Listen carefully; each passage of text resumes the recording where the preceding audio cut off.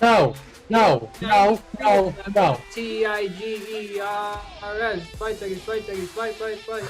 Mike, it's not even a top 1,000 moment all time. Okay, Tommy, shut the hell up, man. Mike!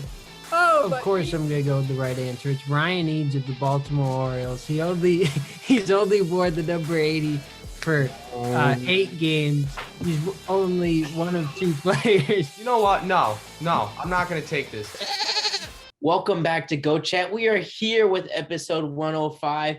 Tommy's back. We got Matt. We got Connor. We got myself. And we are back with our new segment, Goat of the State. Where we currently pick an athlete that plays in the state. Obviously, you got to take into account what they have done for that state in total and what they've done in their whole career. But we're going to hop right into it. And as always, hit that subscribe button if this is your first time here and you are not subscribed. It's really easy. Helps us out a lot. Also, hit that like button. Follow all of our socials. Do all of the above. Anyways, getting into GOAT of the state. We are on California right now. Matt, I'll swing it to you first. Who's your GOAT of the state in California? I mean, there's a ton of options here because actually, I just realized California is huge because we got like LA area, we got the San Francisco area, we got San Jose, we have Anaheim, any other Sacramento, but it's a tough one. I just realized there's a player that I might want to go with. I'm going to go with my original. I think this player, it's tough because it's between 2 guys, and none of those 2 guys are LeBron James. I'll just tell you that right now. I'm going to have to go with Aaron Donald here. We really wanted to go with him. I would have loved to go with him with 99, but obviously, like Connor said last week with Wayne Gretzky there, he wanted to go with J.J. Watt. But what Aaron Donald's been able to do in the NFL, I mean, he's quite literally one of the best, if not the best defensive player to ever play in the NFL. He's racked up 4 defensive player of the years, 6 All-Pros, 7 Pro Bowls. I'm expecting him to rack a ton of more in the upcoming years for LA. And his whole career, he's been in LA for his whole career. So I had to go with him. There's another guy that I just realized, but if you guys don't say him, I'll say him, but I'll let you guys take it over from here. All right. Well, Tommy, you're back. You unfortunately missed that last episode, but who is your GOAT of California? Well, this is easy. There's only one choice, for me. It's got to be Mike Trout here, 100%. I don't know how you could go any other way. Potentially, one of the best baseball players to ever take the field, right? And, he's playing in California right now. His numbers are just insane. He's already got 310 home runs, a 305 lifetime hitter in just 11 seasons. He's destined for Cooperstown. I mean, it's not even a question at this point. So, got to go with Mike Trout here. That's a great pick, Tommy. I pulled the Tommy. I forgot about Mike Trout. I didn't even think about him. Oh my! Man. I saw Matt's face and I thought he was shocked that Tommy. I know. Trout. That's what I forgot about him. I still probably would have went with Aaron Donald, but there's 3 players that I really would debate. It's a big debate on. All right. Well, Connor, who's your pick? I mean, California has so many profound athletes currently residing there. I mean, going through, we did mention LeBron James. While I'm not going to pick LeBron James, he is a great athlete in California. Aaron Donald is fantastic. I'm going to agree with Tommy here and go Mike Trout. I mean, arguably, once he steps off the diamond so many years down the road, he arguably could be the best baseball player of all time. And, he's not racking up World Series championships, but what he's done for the Angels since he's been in California for that organization, providing a guy who is selling tickets for them just to go in and say that they saw Mike Trout play baseball. He is just such a special athlete for California, for Los Angeles. And, it's something special. And we are truly witnessing greatness when we get to see Mike Trout out on the field. Obviously missed quite a few games this year due to injury, but every time we get to see him out on the field, we're privileged to see the arguably best baseball player of all time perform. Yeah. That's some great picks, guys. And honestly, I gotta agree with you. I gotta go with Mike Trout here. I was deciding between Aaron Donald and LeBron, right? I was obviously LeBron. The only reason LeBron isn't the pick here is because of his lack of tenure in California. I feel like Mike Trout's time in California, heavily outweighs you know what LeBron has done. Obviously, Aaron Donald, another great athlete. But you guys said all you need to say about Mike Trout. Phenomenal player. He's gonna go down as one of the best players ever.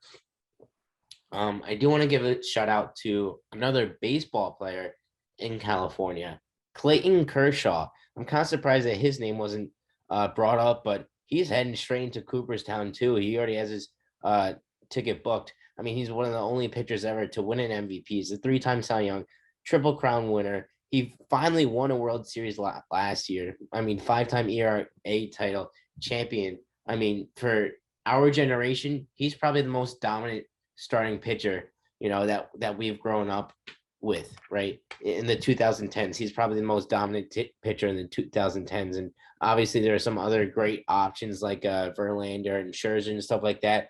But I think Kershaw has to take the cake there. So huge honorable mention to him. He's probably in second place for me in terms of GOAT of California. I'd say second place is Stephen Curry. Oh, easily. That's what I was debating on. I'd put Steph Curry over Clayton Kershaw. Kershaw was fantastic, but if we're talking, currently, Steph Curry just has a much bigger impact on the Golden State Warriors than Clayton Kershaw does currently because of when you look at what the Dodgers are brought in.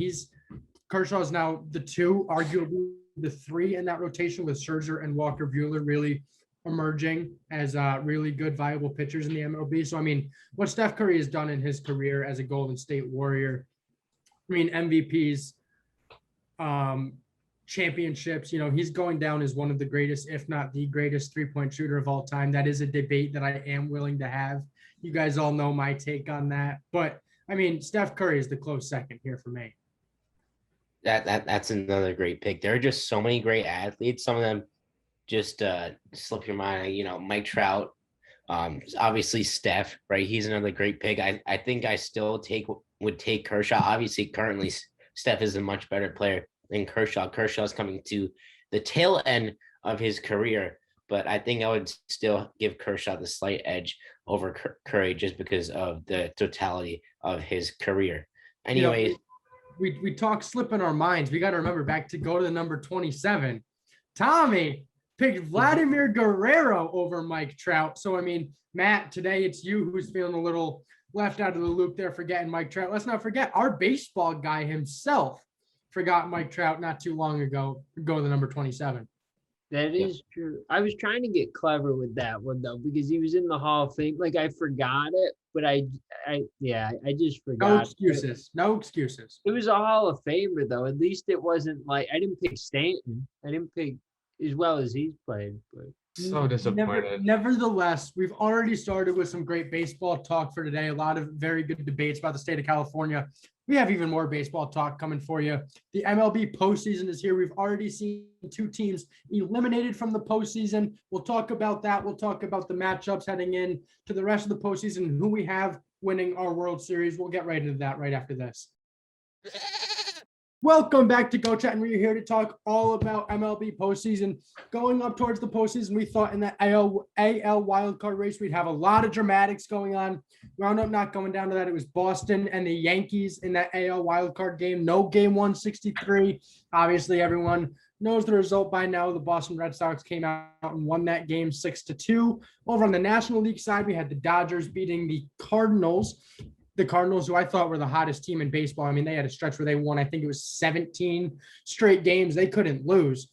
The Cardinals wound up falling to the Dodgers 3-1 on a walk-off home run by Chris Taylor. His biggest moment so far of his young career. So, I mean, I bring this to you guys. I mean, postseason baseball, it's what it's all about. I guess we can break these games down first. I mean, Tommy, the Yankees, they just looked so bad on, what was it, Monday night, Tuesday night? Tuesday night. I mean, what do we have to say for it?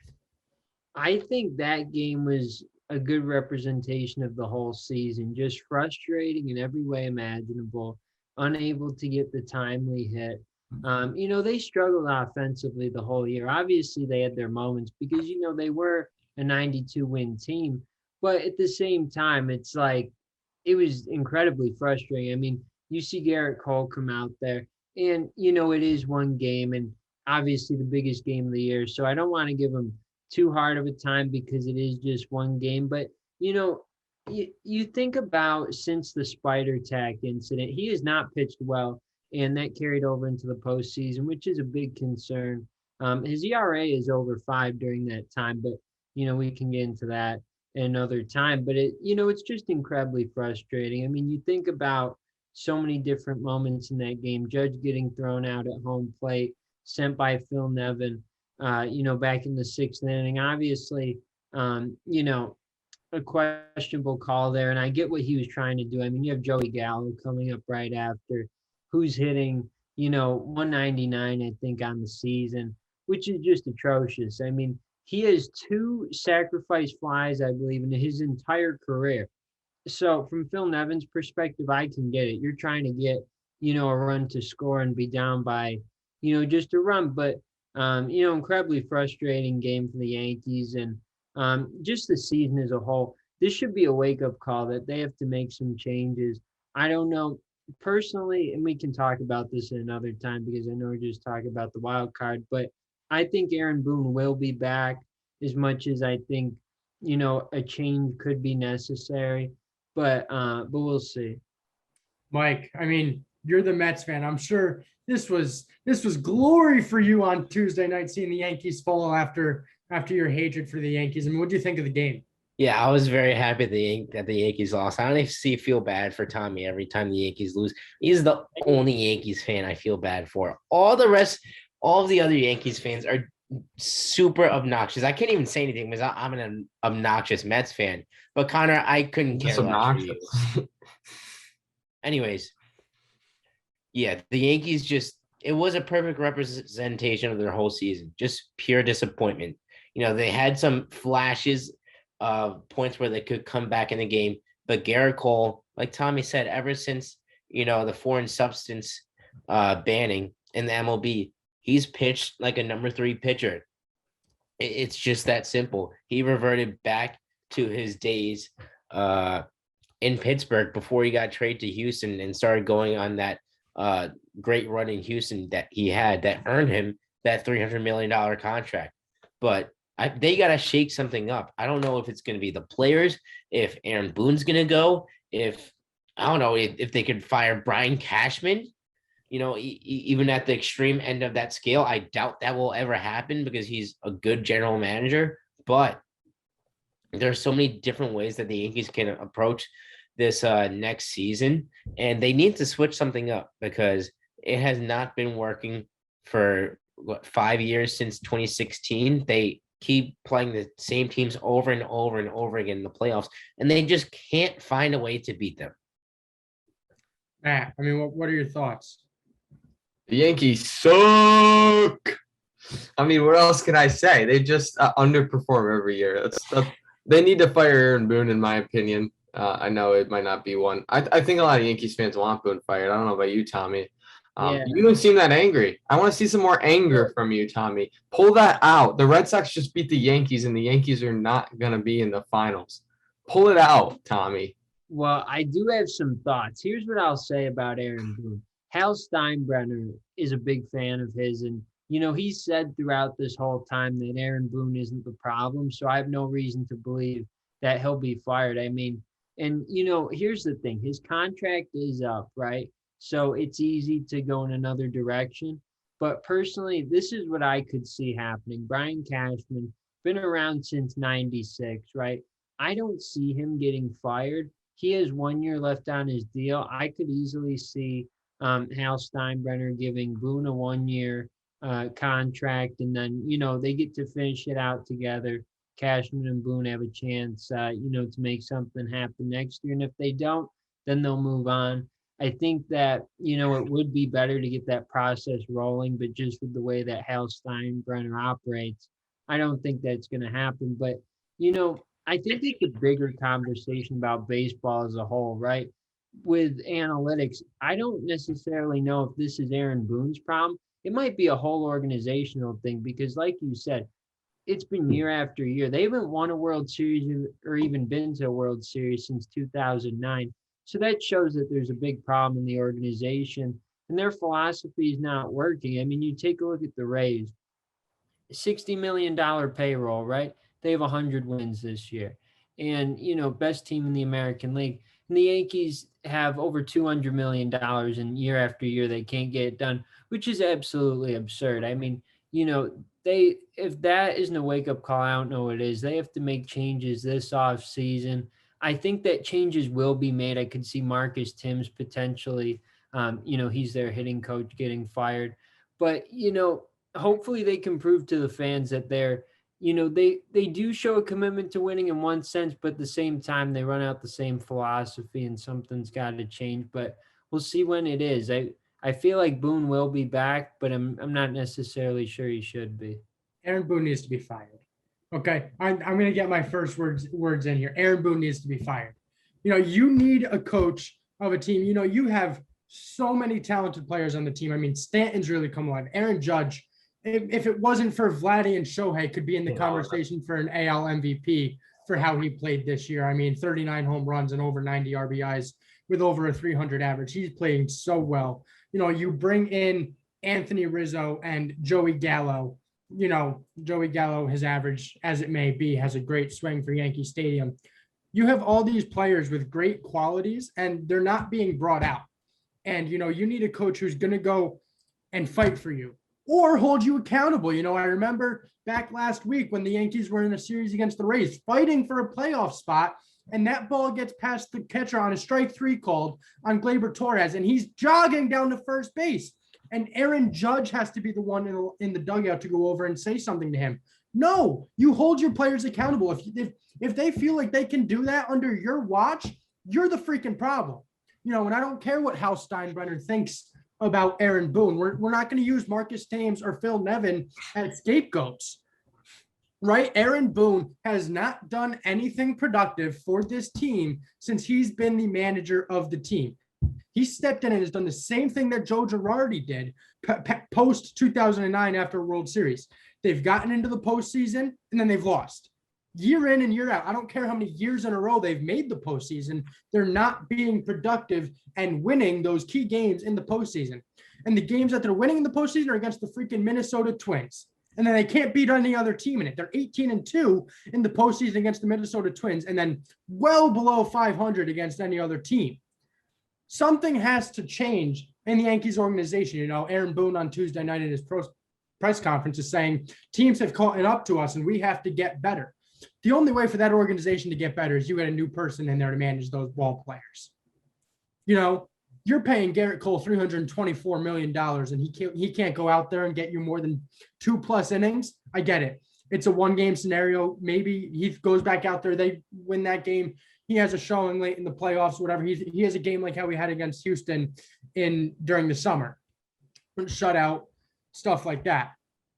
But you're getting paid plus $300 million to go out and produce in these games. That's what you were brought to New York for, was to win these games when they needed a win. And if you can't bring that to them, and if your coach can't hold you accountable and expect that from you, there's a problem in this organization and something has to be changed. Connor is just livid right now, Tommy. As much as we'd like to talk about the Yankees, Tommy, we got to get to the MLB. If you want to have some final thoughts on the Yankees.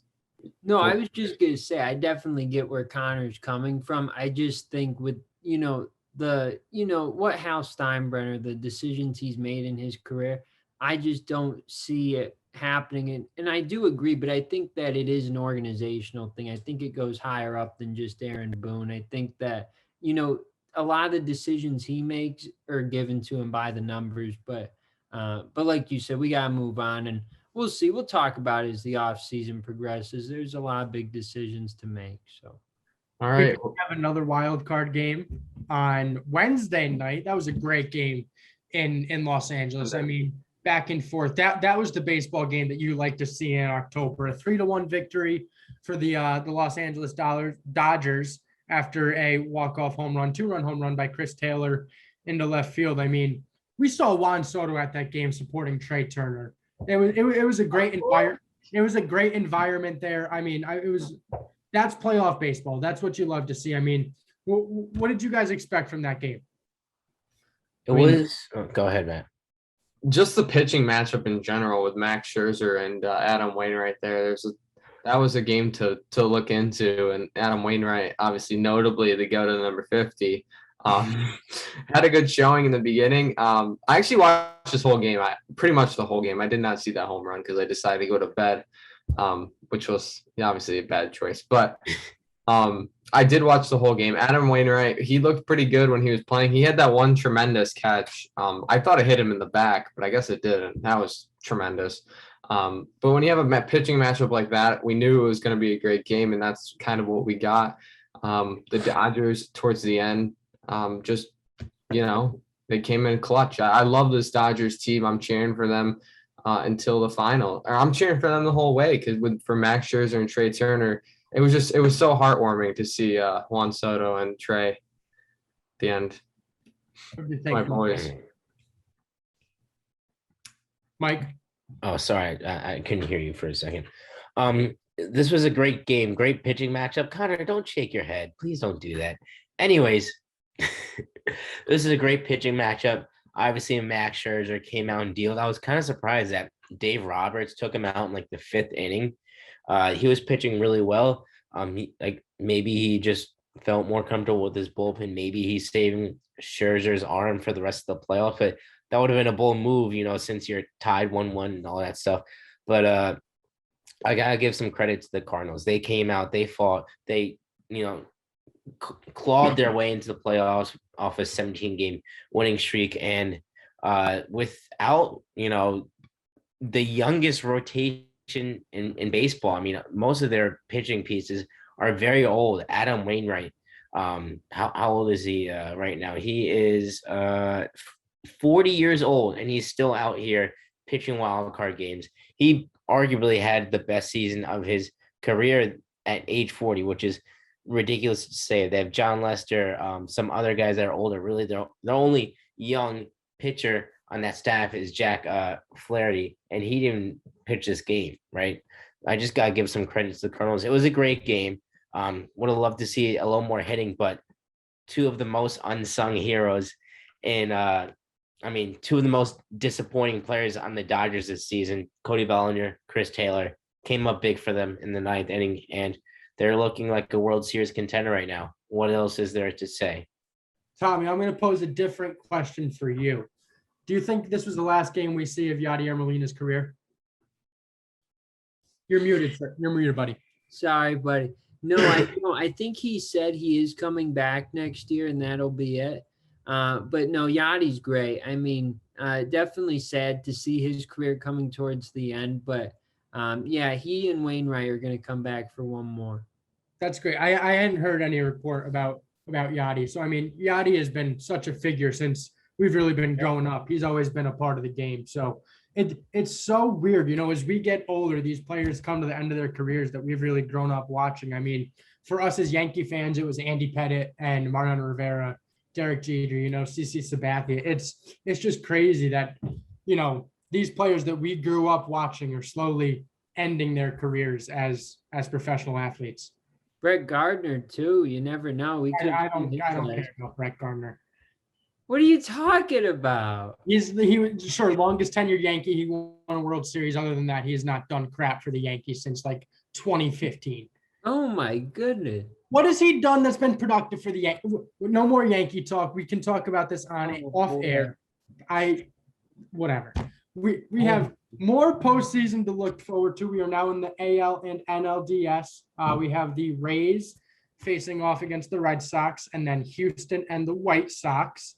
And then in the National League, we have the Dodgers playing the Brewers, right? Giants. Dodgers play the Giants. Brewers are playing the Braves. Braves, right. Ooh, I got all messed up there. Who do we think wins these games, and ultimately who do we think makes the World Series and comes out on top? Anyone? I'll go. Okay, I'll go, guys. I know you guys are waiting for my analysis here. All right. Well, with the Rays and Red Sox game, I mean, they played one game. I'm pretty sure the Rays won like 6-0 or something. They pretty much just annihilated them. I think the Rays are easily going to beat the Red Sox. I think the Red Sox, they had a good season. They beat the Yankees. That's probably the only that's the cherry on top of their season. I don't think they're going to get anywhere here. As for the White Sox and the Astros did beat the White Sox for game one. We did pick that for Go Picks. I still believe in the White Sox. I think they have a very talented roster. And, I know that Tommy's cheering for them. I know that Connor, I think, thinks highly of the White Sox. I actually think the White Sox can make a deep run in the postseason. Not a great game one, but we'll see how that goes. Braves and Brewers. I'm pretty sure I picked the Brewers to win. Don't quote me on that. I think the Brewers are very good, both very good teams, but I think the Brewers are stronger than the Braves. I know the Braves kind of struggled towards the end with the Phillies almost coming to them. And finally, the Giants and the Dodgers. I got the Dodgers, and I got the Dodgers rolling it all the way to the World Series, winning the World Series, two-peating. I just think their roster is talented up and down. They got Max Scherzer on there now, Walker Buehler. They have the most talented roster, I think, at the MLB. And the Giants played really good this season. I just don't think they're going to have the playoff mentality like the Dodgers really do. I mean, think about it. Pretty much the whole roster was in the World Series. Most of it was in the World Series last year. And then Trey Turner, Max Scherzer, they're in the World Series 2 years ago. So I think that this team has playoff mentality, and they're just going to take it. They're probably the best forward team in MLB history. I don't know if you guys know of anything better. I mean, they have won 106 wins this year. So. Yeah, I mean, the 1996 Yankees were pretty incredible. Oh, my Lord. Yeah, well, it's a good comparison. I was going to say 98 when they 98 is what I meant. Yeah, but there's a lot of comparisons to be made though, right? You think about that team in 98, Tim Raines, Hall of Famer on the bench, Albert Pujols on the bench here. Yeah, they're quite the team. Yeah. Well, Tommy, I mean, what's your analysis on these games and who you got in the World Series? Yeah, I mean, I tend to agree with what Matt said. I think that we're going to see Milwaukee advance. I think that in the Houston-Chicago series, as much as I'm rooting for the White Sox, I think Houston is better and they're going to move on. And I think unquestionably the Rays are going to move on. I have the Rays in the World Series again, as much, as I hate to say it as a Yankees fan, the AL East there, I think they are easily the best team in the American League, and they're going to be in the World Series again. And, I'd agree that we're going to see a rematch, Matt. I think the Dodgers are the better team, even though they, didn't win the division. And I don't want to disrespect the San Francisco Giants because what they've been able to do is just absolutely unreal. But at the same time, you take a look at the rosters and, to me, the Dodgers are easily the better team. So I got to go with them. Mike? You know what? I think the Giants are going to beat the Dodgers this series. They have home field advantage. I think they've been the more consistent team throughout the season, and I understand that Brandon Belt is a big loss for them, but the Dodgers are also missing Max Muncy. They just pitched Max Scherzer in the wild card game, so they won't get him until game 5, maybe game 4 or 5. We'll see what happens there. But I think that the Giants are going to come out of this series against the Dodgers in 4 or 5 games. Just they even though the Dodgers have the better roster on paper and all that stuff, I just have a great feeling about the Giants. They are no slouch, even though, they came to the season with absolutely no expectations. That whole roster is really good from top to bottom in terms of how they have played this year. And I think that they're going to continue that. And I think that they're going to beat the Braves in the NLCS. I think the Braves are going to beat the Brewers. They have been 8-2 in the last 10 games. They've been playing really well. And the Brewers just can't hit. They just can't hit. Their pitching is phenomenal, but they just can't hit. And obviously in postseason baseball, you got to have a good balance of both. And that's what the Braves have right now. And I think from that, I think the Giants are going to make the World Series. And going over to the AL, I think the Rays are going to beat the Red Sox.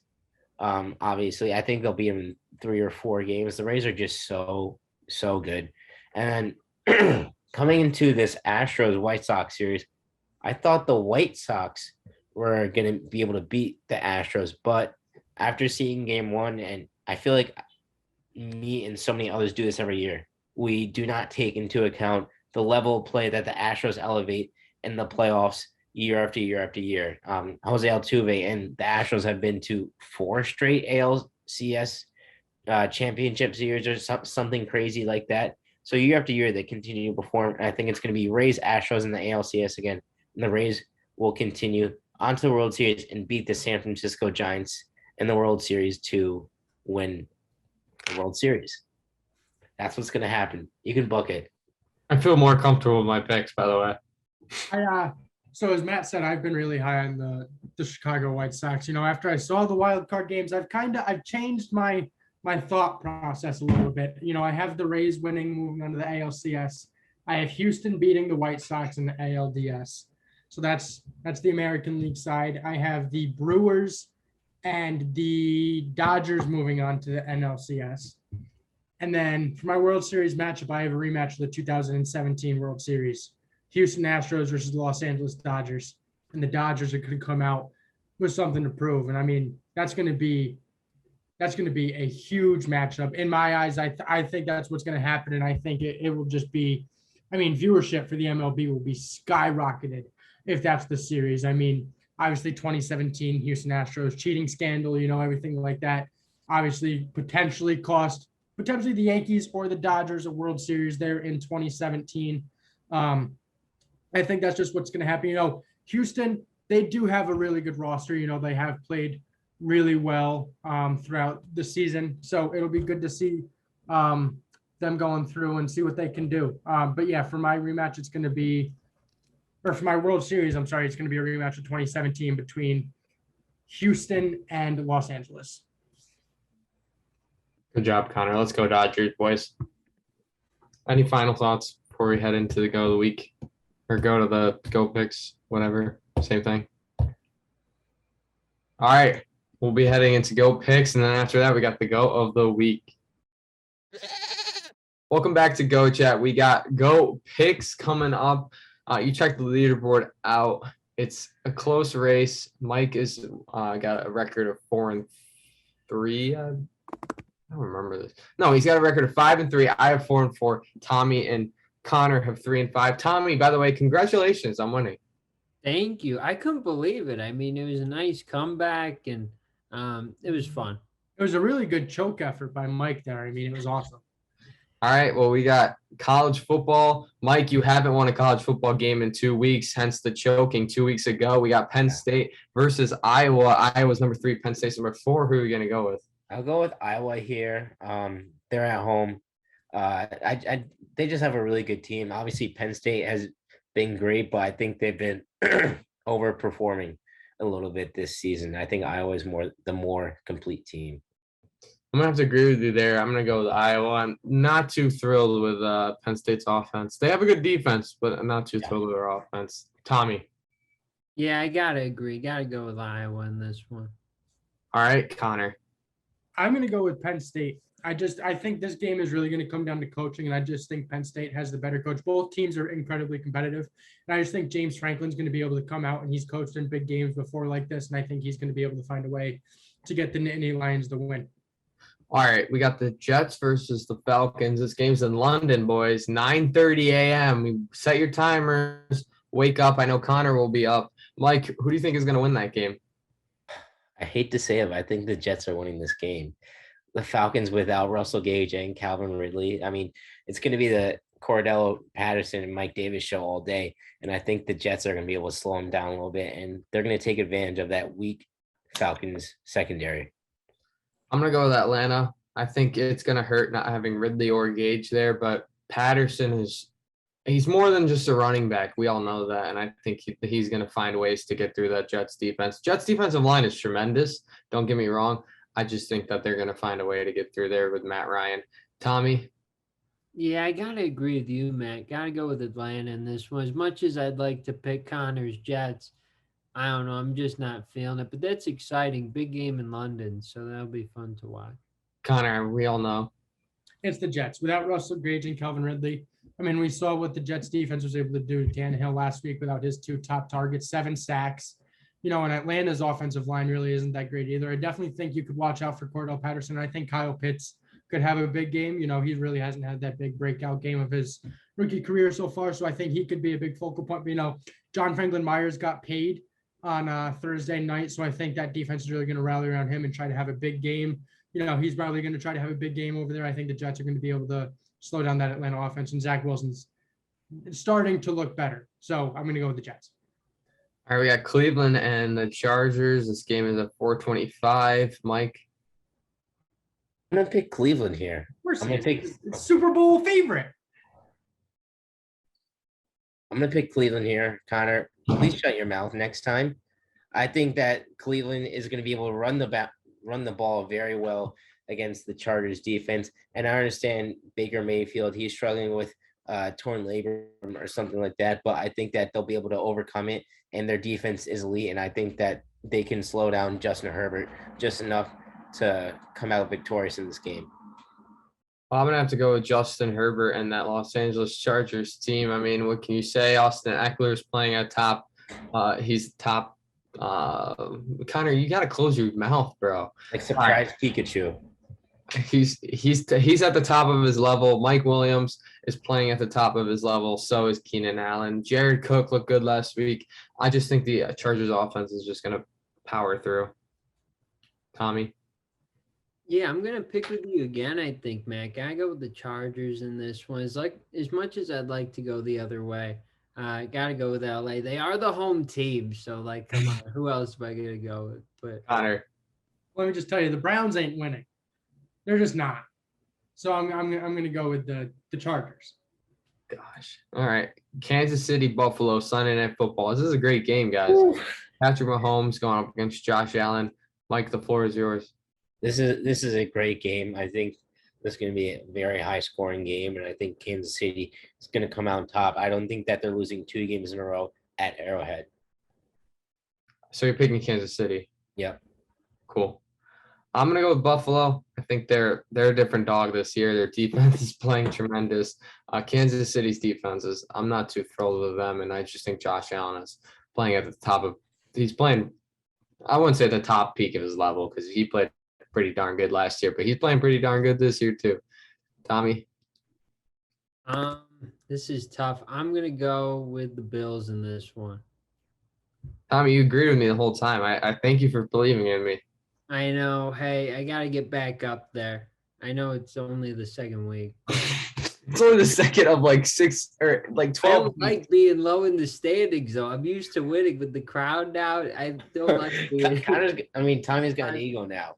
I do. All right, Connor. These are the games that Patrick Mahomes wins. I don't think that he's gonna lose this game. It is in Kansas City, so I think that's definitely gonna play into his factor. Crowd's gonna be loud. I don't trust either of the defenses, frankly. Buffalo's had really good defensive performances the past couple of weeks, but when it's going to be so hard to stop Kansas City with Patrick Mahomes. Clyde Edwards-Helaire really getting going, so I think Kansas City is going to be able to win this game. I don't think they're going to drop this one. All right, Connor, let's wrap this up. We got Go of the Week coming up next. Stay tuned.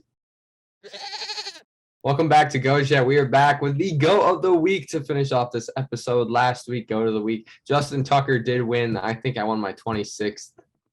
I'm double digits ahead of Connor now officially with my 26th to win. It's been a tough week for Go of the Week here. I haven't really I don't even have a nominee right now. So we're going to throw it over to Mike first so he could get his spiel out of the way. Sure. There doesn't need to be much of a spiel because my Go of the Week is Tyreek Hill. 11 catches, 186 yards, 3 touchdowns. He bounced back from 2 lackluster weeks to his standards. But he came out and he was the best wide receiver in the league last week, and he absolutely boomed against Philadelphia. Connor, do you want to go next? Sure, I will go with the all-time NFL league leader in passing yards of all time. It's Tom Brady. He didn't have a great game in his return to Foxborough, but he was able to get the job done. He passed Drew Brees on the all-time passing yards list. That's an incredible achievement. Just add another tick onto his resume. It's a huge achievement. The more that I watch Tom Brady not in Patriots colors, the more I begin to really like and actually enjoy seeing him play football, because we got to realize that we're watching the greatest football player of all time play the game. So, just to see him accomplish another incredible task on a primetime football game Sunday night with Drew Brees there in attendance in Foxborough, I don't think it makes for any better of a story. Nevertheless, none better for go to the week either. It's Tom Brady. I love when people copy me. Tommy, you're next. I picked Tom Brady 2 weeks ago and I won, but Tommy. I got to go with Chris Taylor here. We talked about him earlier. Hit the walk-off home run to send the Dodgers to the NLDS. And, quite a moment. I mean, I think he's only the fourth in a winner-take-all game to hit a walk-off home run. Correct me if I'm wrong on that. But, quite the moment for him. And, obviously big for the Dodgers to move on. So, clear pick here for me this week. I think you guys had good picks as well, but baseball-wise, got to be Chris Taylor. Aaron Boone has also hit a walk-off home run in winner go home game. He has. That didn't help him out though on Tuesday night. So, all right. It brings in irrelevant topics. Okay. Well, my go of the week, I'm going to go with someone who went out last Sunday and he won his team the first game of their season. His completion percentage looked even better. He just looked like a better quarterback this game, and it's not Zach Wilson. Just if you're thinking that, I would never pick Zach Wilson. It's got to be Daniel Jones here. Completion percentage is 70%. Let's go, Daniel. 402 yards, throwing 2 touchdowns, 1 interception, but it was like a Hail Mary, so I'm not really going to count that because that's just it's due to it was at the end of the second. It was at halftime, I'm pretty sure. Passer rating of 108.5. That might be a record-breaking performance for him right there. Rushing on the ground, bro. 27 yards rushing, 6.75 yards per attempt. Daniel Jones or Michael Vick. I don't know. It's got to be Daniel Jones for me, guys. I do need to give some credit to Daniel Jones. He hasn't looked horrible this year, and he did have a good performance last week against the Saints in the Superdome. I mean, this Saints team. I don't know how you can say he hasn't looked horrible. He's looked pretty freaking good. Looked pretty good. I'm impressed by him. That was his first interception of the year. He's a quarterback who's been riddled by the turnover bug. And I mean, he's playing for his job. He knows he's playing for his job. Giants fans knows he's playing for his job. So I think he's really going out there and he's helping the Giants win a big football game against the Saints. And I mean, he looks good. I think he's a viable quarterback. I think the Giants will stick with him. I mean, this is the same Saints team that put Aaron Rodgers in the Packers to 3 points somehow. And also, who else did they lose to? Sam Darnold and the Panthers. They look pretty bad on defense. Yeah. But hey, team is bipolar right now. All right, let's wrap this up, Mike. If Daniel Jones wins the go of the week, guys, I have no answers for you. I think you guys are just done, never winning another go of the week at this point. Jeremy Goldstein might All right, create Mike, like 5 different accounts and vote for you. Yeah. All right, Mike, let's wrap this up. All right. That will do it for episode 105. We had another great episode. As always, hit that like button, hit that subscribe button. Connor, please be quiet. Just stop moving. Just stop being annoying. Anyways, this was episode 105. Thank you for tuning in, and we'll see you next week. Actually, not next week. We do not have an episode. We will see you in 2 weeks.